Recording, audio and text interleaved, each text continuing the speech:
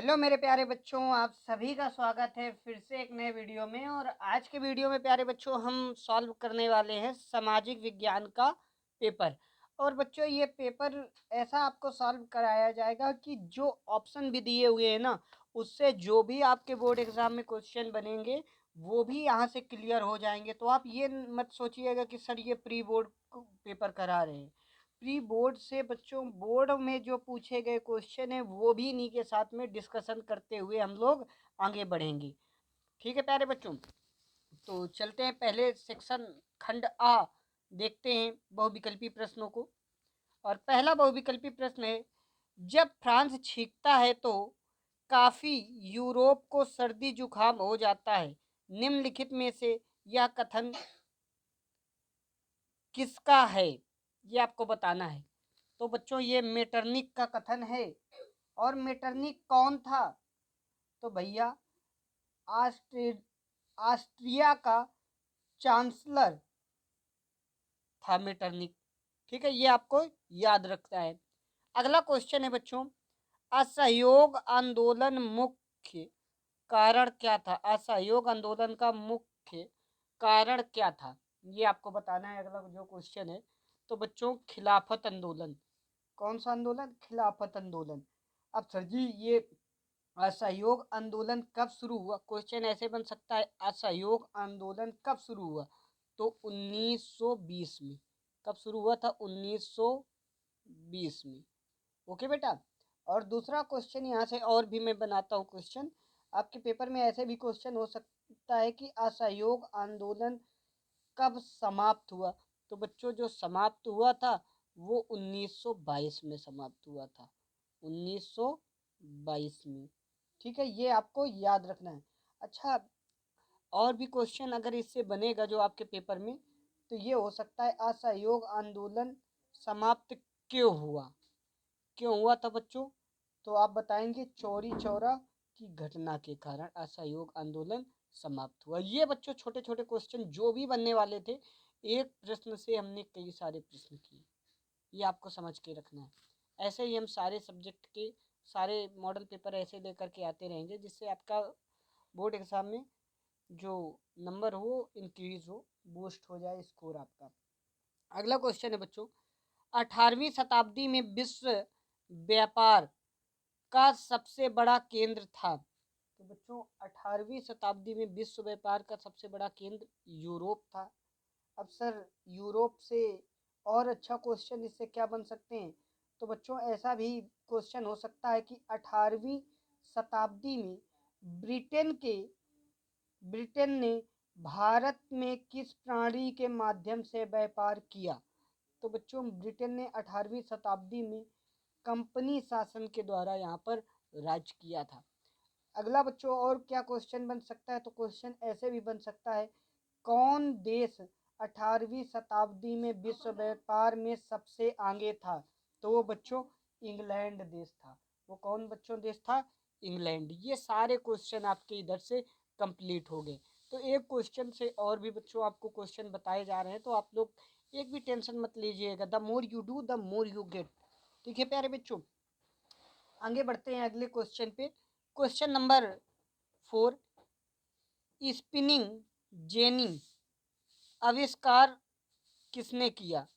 James Hargreaves, इन्होंने किया था बच्चों। ठीक है, बस इनसे यही प्रश्न बनता है और इनसे कोई सा प्रश्न नहीं बनता है, इसलिए इनका सिर्फ एक ही क्वेश्चन करेंगे।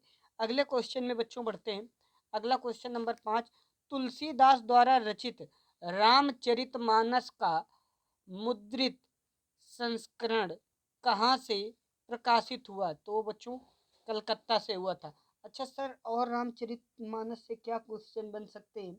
तो बच्चों ऐसा भी क्वेश्चन बन सकता है कि श्री रामचरितमानस की रचना किस सदी में की गई? ऐसा करके क्वेश्चन बनेगा तो आप कह सकते हो 16वीं सदी में। किस सदी में बेटा? 16वीं सदी में हुई थी। अच्छा सर, और भी कोई क्वेश्चन बन सकता है? हाँ बेटा, और बिल्कुल एक क्वेश्चन बन सकता है, तुलसीदास ने रामचरितमानस की रचना कहाँ की थी? वो स्थान बताना होगा। तो बच्चों वहाँ कोलकाता तो इसका आंसर है, मगर वहाँ पर वाराणसी में किया था। ठीक है, इतने क्वेश्चन यहाँ से बच्चों आपके बनेंगे। अगला क्वेश्चन है बच्चों, जलोढ़ मिट्टी को किन दो भागों में विभाजित किया गया है? तो बच्चों जलोढ़ मिट्टी को दो भागों में विभाजित किया गया है, भागर और खादर। ठीक है, ये आपको याद रखना है, बागर और खादर दो भागों में विभाजित किया गया है। ये बहुत इंपॉर्टेंट क्वेश्चन है बच्चों, इस बार भी आपके बोर्ड एग्जाम में आ सकता है। अच्छा सर, इससे और भी कोई क्वेश्चन बन सकता है? हाँ बच्चों, एक क्वेश्चन और बन सकता है। वो क्वेश्चन ऐसा हो सकता है, भारत में जलोढ़ मिट्टी मुख्यतः कहाँ पाई जाती है? ऐसा करके हो सकता है। तो गंगा ब्रह्मपुत्र मैदान, वहां पर पाई जाती है। ये बच्चों ये क्वेश्चन आपको एकदम याद कर लेने, अच्छे से समझ लेना है। जहां आपको ना आए प्लीज कमेंट बॉक्स में कमेंट करिएगा। प्रश्न नंबर 7 है, भूदान आंदोलन किसके द्वारा शुरू किया गया? इंपॉर्टेंट क्वेश्चन है बच्चों। तो विनोबा भावे द्वारा भूदान आंदोलन शुरू किया गया था। और इससे और भी एक क्वेश्चन बन सकता है कि भूदान आंदोलन की शुरुआत किस राज्य में हुई थी? सबसे पहले भूदान आंदोलन किस राज्य में हुआ? तो बच्चों वो आंध्र प्रदेश में हुआ था। किस राज्य में हुआ था? आंध्र आंध्र प्रदेश। आप याद रखिएगा प्लीज, ये आपके पेपर में आ सकता है, क्वेश्चन इंपॉर्टेंट है। अगला क्वेश्चन है बच्चों, निम्नलिखित में से कौन सी नदी बंगाल की खाड़ी में गिरती है? तो बच्चों नर्मदा नदी है जो कि बंगाल की खाड़ी में गिरती है। और अगर क्वेश्चन कोई ऐसे भी पूछा जा सकता है कि नर्मदा नदी किस दिशा में बहने वाली नदी है?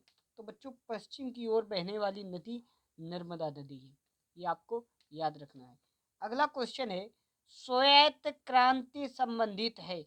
श्वेत मतलब सफेद, और सफेद भैया दूध से ही तो संबंधित होगा। किससे? दूध से। ये क्वेश्चन बच्चों आपको याद करके रखना होगा। ये क्वेश्चन आपके बोर्ड एग्जाम के लिए बहुत ही महत्वपूर्ण है।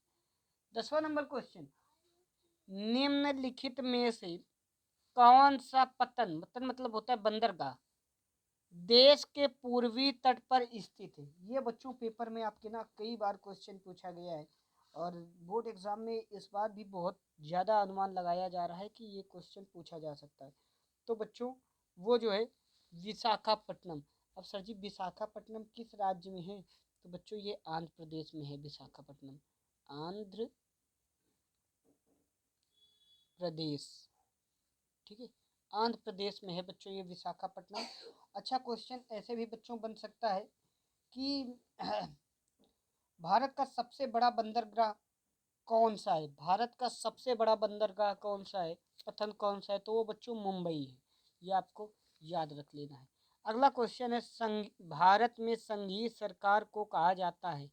संघीय सरकार को भारत में क्या कहा जाता है? तो बच्चों कहा जाता है केंद्र सरकार। संघीय सरकार को क्या बोला जाता है? केंद्र सरकार। अगला क्वेश्चन है बच्चों, निम्नलिखित में कौन सा संघीय राज्य नहीं है? संघ का राज्य कौन सा नहीं है बच्चों? तो ये बच्चों जम्मू और कश्मीर नहीं है आपका संघीय राज्य, ये आपको याद करना होगा। अगला क्वेश्चन है बच्चों 13 नंबर, निम्नलिखित में से किन देशों में सार्वजनिक जीवन में महिलाओं की भागीदारी का स्तर सबसे ऊंचा है? बच्चों ये क्वेश्चन, इस तरह के क्वेश्चन आपके बोर्ड एग्जाम में आते हैं, और इम्पॉर्टेंट क्वेश्चन, इसलिए मैं आपको इस क्वेश्चन को बता रहा हूँ। तो बच्चों वो जो देश है वो है नार्डिक नार्डिक देशों में। ठीक है, याद रखिएगा। अगला क्वेश्चन है, निम्नलिखित में से जन जनमत निर्माण में महत्वपूर्ण भूमिका निभाता है? कौन निभाता है बच्चों? ये आपके लिए इम्पोर्टेंट क्वेश्चन है। तो इसमें बच्चों जो है राजनीतिक जो दल होते हैं वो महत्वपूर्ण भूमिका निभाते हैं। अगला क्वेश्चन बच्चों, क्वेश्चन नंबर 15, निम्नलिखित में से किस एक देश को छोड़कर हर जगह तानाशाही पर लोकतंत्र को प्राथमिकता दी गई है? तो भैया वो ऐसा कौन सा देश है? वो तो भैया आपका पाकिस्तान है ना, पाकिस्तान ही में सब गड़बड़ सड़बड़ चलता है, इसलिए कौन सा देश है भैया, पाकिस्तान है। ये लो, आप कर दिया सही आंसर। 16 नंबर क्वेश्चन है बच्चों, किसी देश के आर्थिक विकास को निर्धारित करने का आधार है। इंपॉर्टेंट क्वेश्चन है बच्चों, क्या है? स्वास्थ्य और चिकित्सा का स्तर, प्रति व्यक्ति आय, व्यक्तियों का साक्षरता स्तर, उपयुक्त सभी, उपयुक्त सभी। ये बच्चों आपका एकदम करेक्ट आंसर हो जाएगा। निम्नलिखित में से किसे कृषि क्षेत्रक कहा जाता है? निम्नलिखित में से किसे कृषि क्षेत्रक कहा जाता है? ये बच्चों क्वेश्चन है आपका, और ये आपको क्वेश्चन बताना है। तो प्राथमिक क्षेत्रक, कृषि क्षेत्रक किसे कहते हैं? प्राथमिक क्षेत्रक को। भारत में मुद्रा जारी करने का कार्य करता है, कौन करता है बच्चों? भारत में मुद्रा जारी करने का कार्य, ये आपके लिए एक इम्पॉर्टेंट क्वेश्चन हो सकता है, वो भारतीय रिजर्व बैंक, आरबीआई, भारतीय रिजर्व बैंक। ये अच्छा क्वेश्चन है। अच्छा, एक क्वेश्चन बच्चों यहाँ से बन सकता है, भारत में 1 रुपए का नोट कौन जारी करता है? तो वित्त मंत्रालय जारी करता है। भारत में आर्थिक उदारीकरण की शुरुआत कब हुई? तो 1991,